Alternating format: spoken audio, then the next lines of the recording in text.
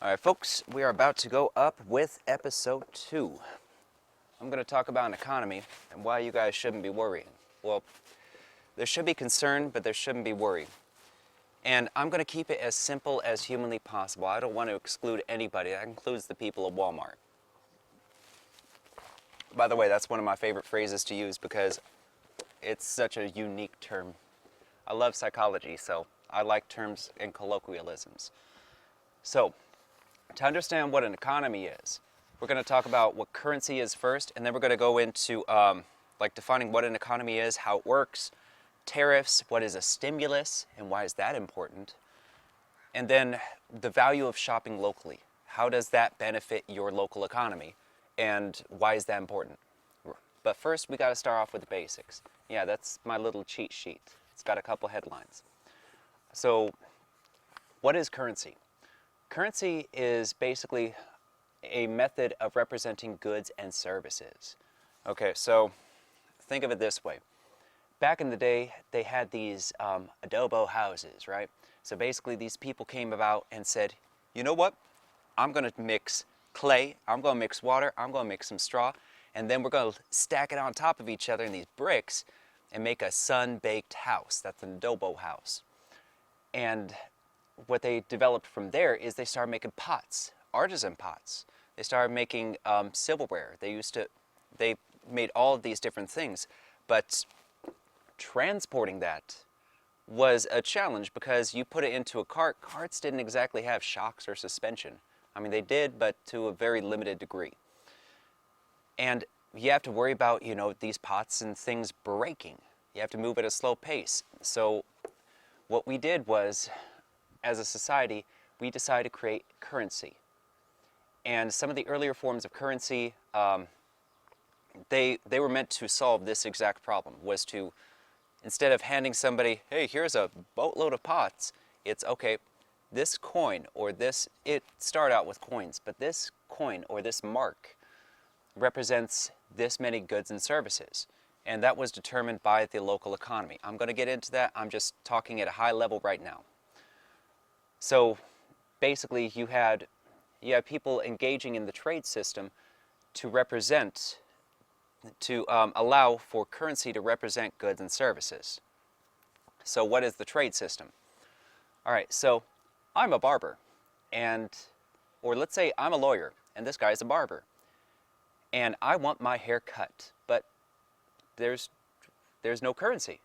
So I would approach, and again, I'm using a hypothetical scenario. But I approach the barber and I say, hey, I'm a lawyer. And the barber says, okay, I'll cut your hair, but I don't need a lawyer. My buddy over here does, and he sells wood. And I want to upgrade this shop. And so you have a three-way barter system, which is a microeconomy.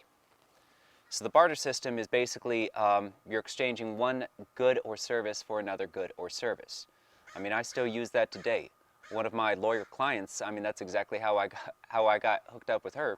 And same thing with my current mechanic, which I love my mechanic. It's Titan Auto Repair on Cherry, and they're just a fantastic company. In fact, I just shot a mock commercial for a later episode with them.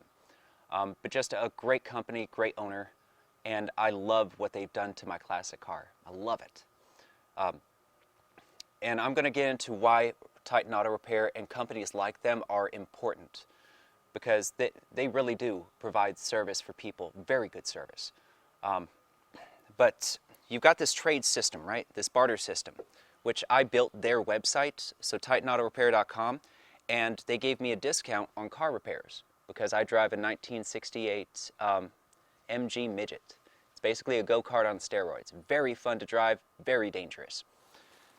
And the barter system, instead of carrying those pots that I just told you about before, instead of carrying things with you, you could use these marks, these coins, these dollars, these yen, these rubles to represent goods and services. So, for example, I will use this to buy this much iron ore because my company refines ore, and then I'm going to sell this refined ore, providing the service of refining. Excuse me. See, that's the one thing I can't do is I can't edit these videos. But I refine this iron into steel, and then I sell this steel to a steel steel manufacturing company, well, not manufacturing, but fabrication company. And then they build these big sheets that go on these government buildings and so on. You see how that system works, is they exchange dollars to buy the initial ore, they exchange dollars to pay for the service of refining into steel, and then they pay for the service of fabricating that steel into something usable that they need. And that's only accomplishable realistically through a currency system. And the earliest currency systems, like, I'll tell you about some of the earlier banks that I've read about. They were in the Middle East, and basically people were putting their money into a safe place. A safe. But no, it was a safe place, and that's why they called it a safe. Kind of like a mine is mine. You kind of get where the lingo comes in. Language, spelling, I'll talk about that stuff in a social studies episode at some point when I get bored. But basically they kept the money in there, and then they had this idea. One of these bankers had an idea of lending the money, other people's money. Because, hey, this stuff's just sitting here, I might as well do something with it. Like, I'm collecting a little bit of interest on it, but let me lend it out and collect interest on that too. And one of the stories I read was in the Middle East, and basically they lent out money and then something happened. I think people thought it was the end of the world, and they tried to pull all their money out. Well, some of that money was lent out and it wasn't all there. So what happened to the banker? He got hung. But currency is able to represent, it's able to take all of this stuff, these goods and these intangible services, and turn them into something tangible that's tradable. And trade is part of where the economy comes in. So I told you about a microeconomy. You've got three individuals trading with each other and increasing the value of one another. So let's fast forward to today. How would that work? So let's say you shop at your local pizza shop, right? Your local pizza shop, the owners, well, it's local. It's not a national chain. So they're going to spend at a local business. And then those owners are going to spend at a local business. And they're going to pay locally employed employees on both sides. And those locally employed employees are going to be spending locally. That's where value comes in. So the reason we need to establish currency is you've got $1 here, and they get spent at this business. Cool. And then that business owner spends it at that business. That dollar just became worth more. Then they spend it at that business. And as money circulates, the more money circulates in your local economy, the more value it gets. Because the things that it's used to purchase gain value. Because we already saw how iron ore can turn into steel steel sheets, can turn into government buildings. Okay, that's just one example of it.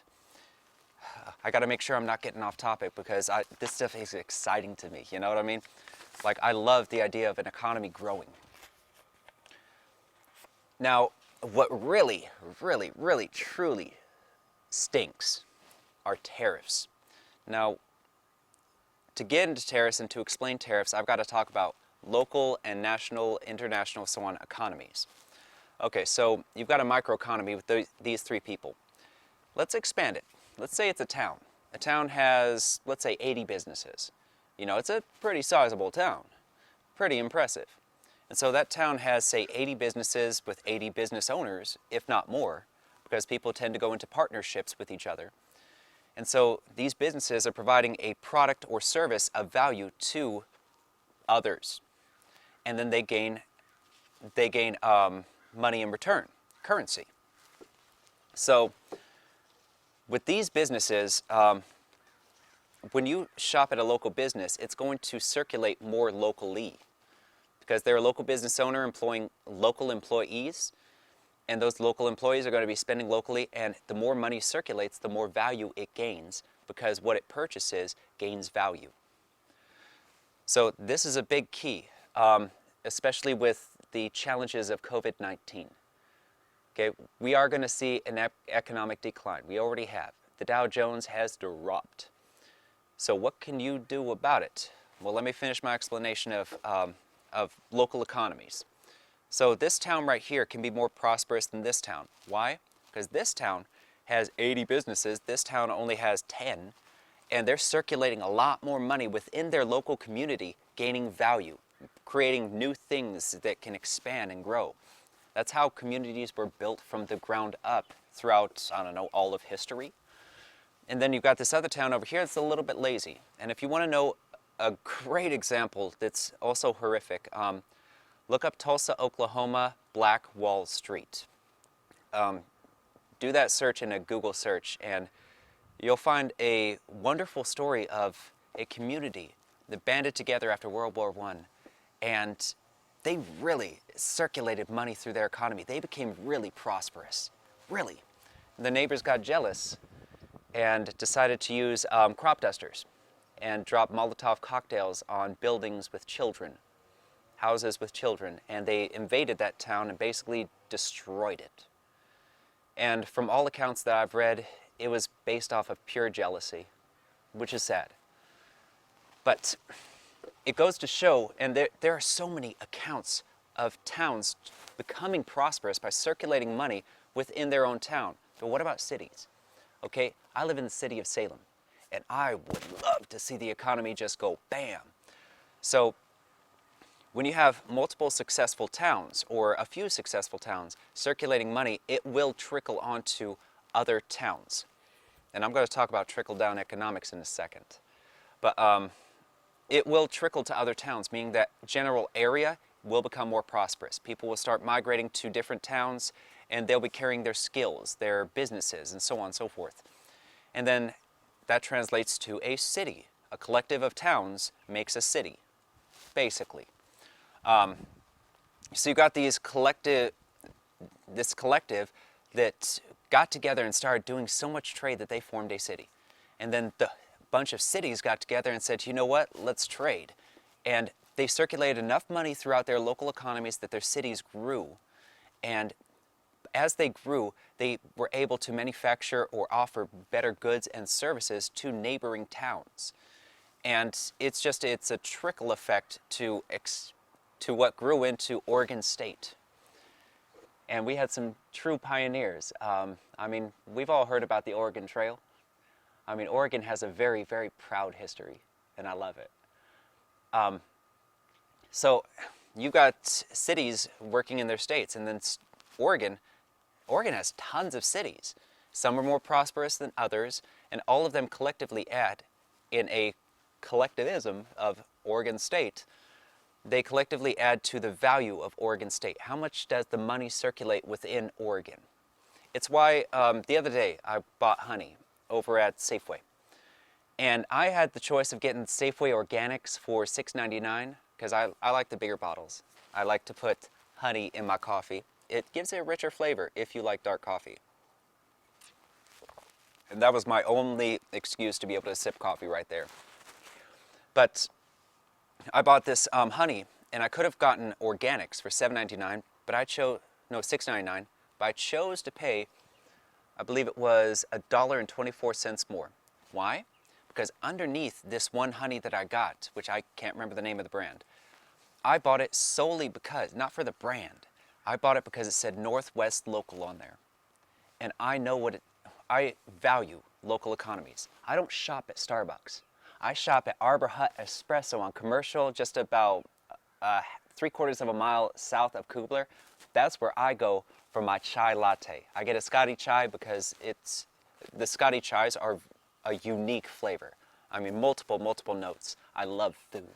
I used to be a fat person. But I shop locally because I know that business owner. He's a good guy. I like him. I like his son. And I like one of their employees. They employ local employees. And the young lady that they employ that wears a different color of hair every week, she goes to college locally. And she's using those monies to pay for college. Good people all the way around. But that's what shopping locally does. You are getting local employees into local shops so that they can make money and further support your local economy, your state's economy. That's important. That's especially important going forward. And I'm going to tell you why in a second. Just stay with me. Stay with me. I get excited when I think about Oregon, like, bam, growing up. I love it. But these local businesses, they're going to be suffering because, for example, there are some local pizza shops that are just phenomenal. Good man. I mean, seriously, I thought the best pizza I could have was New York style pizza or true Chicago pizza in Chicago. No, no, we got some good ones out here too. You better believe it. And they're locally owned and they employ local employees because they're not going to say, hey, remotely operate this pizza. No, they're not going to do that. But these are service-based businesses. And right now we've got a lot of waitresses, waiters, cooks for restaurants and whatnot that aren't working. And, excuse me, yeah, I wish I could edit that out, but I don't have the software to do it. And I don't want to pay for it. I love you guys, but, you know, economy, right? These places that are service-based industries, like for example, Coin Jam over in downtown Salem, okay? If you love retro video games, they have retro video game arcade. That's a retro video game arcade. Like we're talking the true Galaga, the true Star Wars, like the originals. I love it. But I'm a lifelong gamer. But they are a locally owned business and we can't go there right now because of safety reasons. I mean, the reason I'm filming in front of you right now is because CCTV, their director, Alan, thought it best to basically promote social distancing. And then you still have people at CCTV, you know, kind of risking themselves going out to film your local communities, your, like the Salem-Keizer School District Board meetings, or the City of Salem board meetings.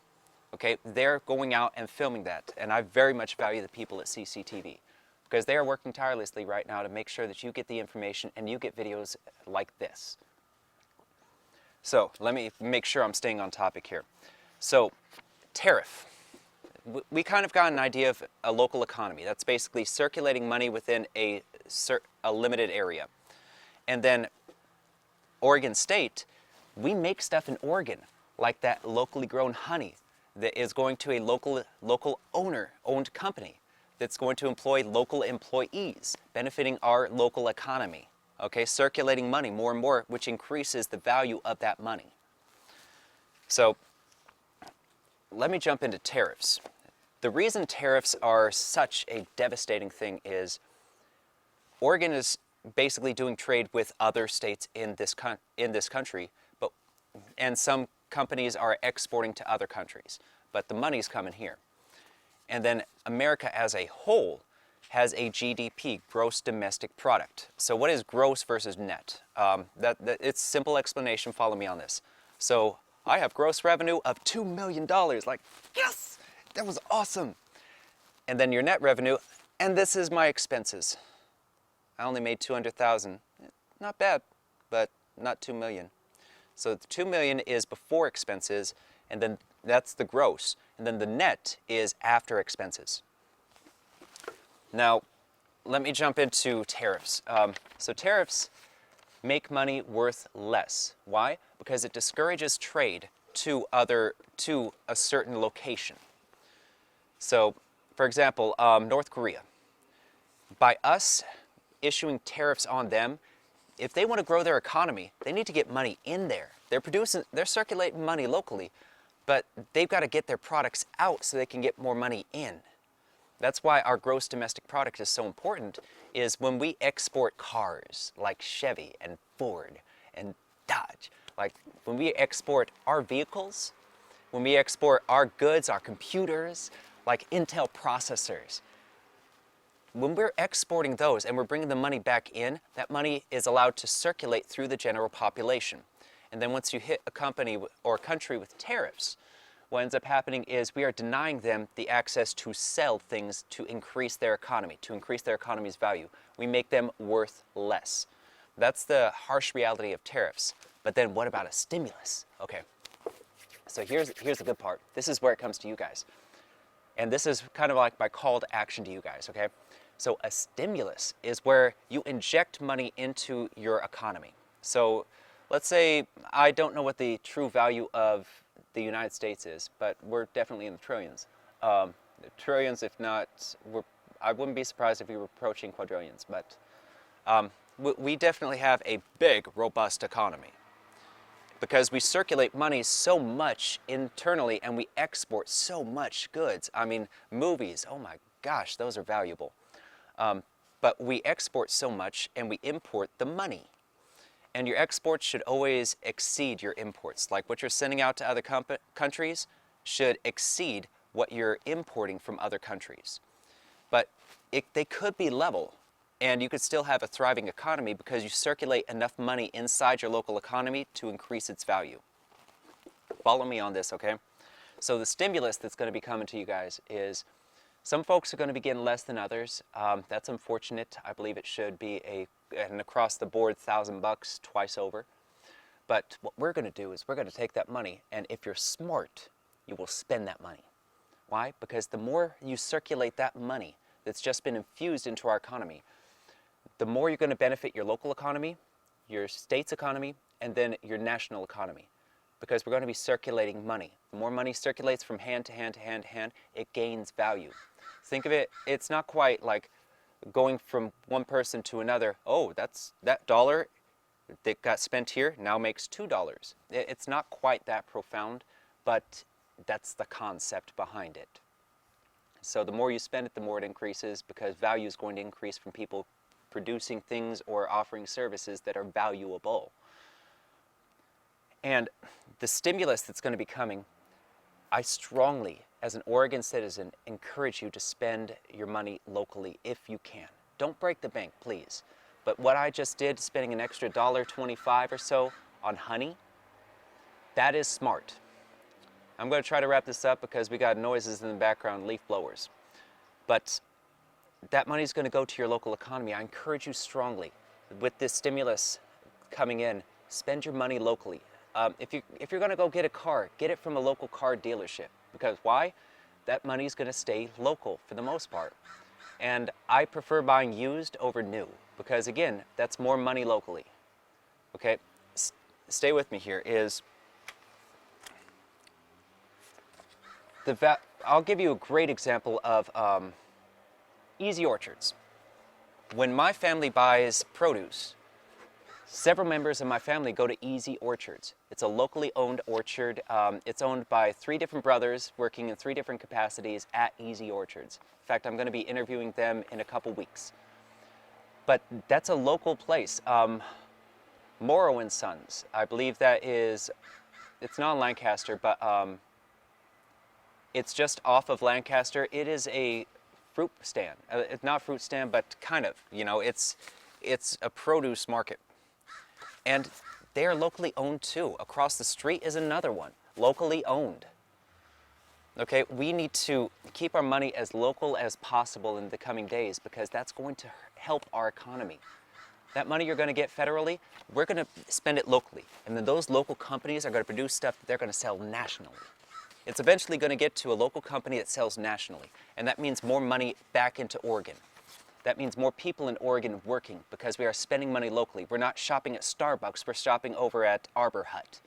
We're not shopping at Walmart, we're shopping at Morrow & Sons, at Easy Orchards. And then certain things you can only get from Walmart or Target if you want to be bourgeoisie about it. But some things you can only buy from national chains because they are purchasing internationally, meaning other economies are benefiting from things that we want, and we're paying them money for it so that we can buy them here. Okay? We want to be in that position where we're sending things to them that they want, that we manufacture here, and they pay us money. And that's what we want to do with Oregon. Shop locally if you can. If you want to get a pizza, don't go to Pizza Hut. Please go to a local-owned place. It's going to cost you about $5 more per pizza. Between $3 and $5 more per large pizza, with all the fixings and sun-dried tomatoes. And sorry, I'm fantasizing here. I've had some wonderful experiences locally. But shop at your local pizza shops because they're going to be getting their supplies from local places. Okay? Easy Orchards, they're about to go harvest a pig. And that pig is going to make pork. And that pork is going to make pork sausage. You know what I mean? Like, it circulates in that manner. And by you shopping as locally as you can afford to, reasonably afford to, don't break the bank, please. But by you shopping locally, you are benefiting your local economy in so many different ways. The money is going to be circulating locally, and then they're going to be selling goods to other states or other countries even, and that money is going to come back to Oregon, and it's going to be going towards local schools. Because one thing I can tell you is locally owned businesses, they are very generous. And the great thing about a successful local business, I'm going to tie it back to Titan Auto Repair. I can tell you that as far as price and quality goes, they drove me home twice when they were working on my car. I thought that was awesome. And they could have gouged me, but they chose not to. They are an honest to God, great mechanic. And they are very thorough. They check things without having to bill you for them sometimes. Like, they will notice things and they'll try to keep it as affordable as possible. They're not going to try to oversell you. That is a trusted local supplier. Same thing with Easy Orchards. They are a trusted local supplier. They are honest. Morrow & Sons, they are a trusted local supplier. Now, car dealerships, that's up in the air. Because car dealers are car dealers, kind of like lawyers are lawyers. But the more you shop locally, the better off our economy is going to be, which means these companies will expand. And by these companies expanding, meaning, hey, less money to Starbucks, more money to these guys over here, and more money to these guys over here, and these guys over here, and these guys over here. They get to employ more employees in Oregon State. We want to fight this homelessness situation. We want people to keep jobs or have jobs or be able to sustain themselves more reliably. Now, wages are another thing that's affected directly by the economy. It's directly impacted. Okay, so wages. We had an economic downturn, and employers got used to paying less money to employees. They got used to it. At first, it started out with, yeah, we're going to have to pay you less, otherwise we're just going to go under. And the employees were like, I see what's going on. I get it. I get it. I got you. There was loyalty there in a lot of cases. And sometimes it was just need. But they stuck on and they stuck through it. And what I want to see is I want to see employers paying more because they have more business. We're shopping more locally than we are these national chains that put money into national coffers, but they don't put it into our state coffers. And then people like Kate Brown, our governor, have to appeal to the federal government to get any sort of assistance outside of what we already have in our local economy. We need to benefit our local economy right now. We need to spend as locally as we can right now.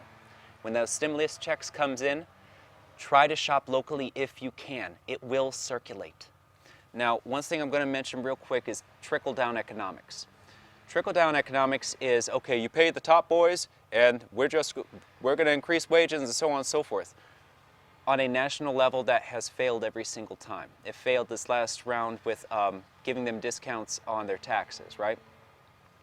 But with locally owned companies, especially in Oregon, there's a spirit for Oregon, meaning I live across the street from a local business owner, and she owns a photography studio. She started off with websites.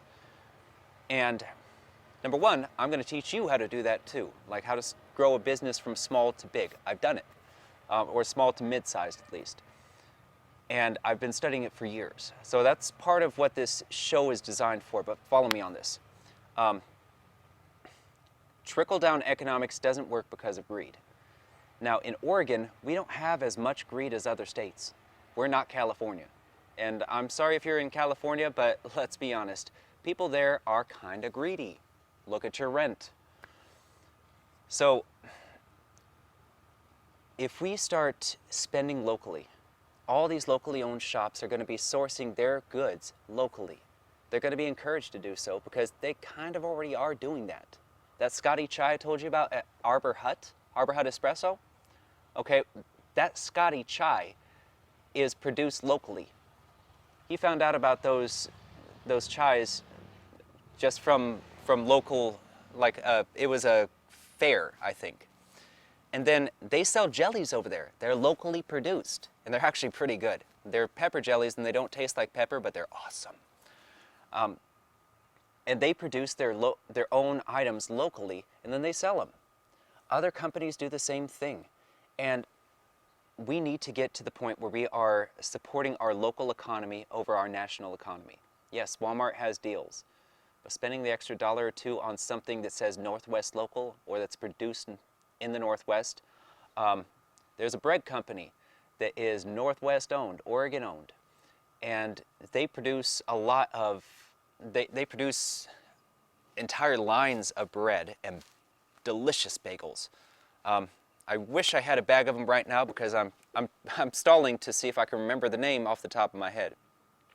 But long story short, when the stimulus package comes, please stick to it because this is going to have an impact on our economy. We are going to see an increase in homelessness and joblessness. And that's an unfortunate side effect of any sort of crisis. And this crisis that we're doing, the steps we're taking are to protect our vulnerable populations. And these aren't just old and young. No, these are people who have been through some stuff.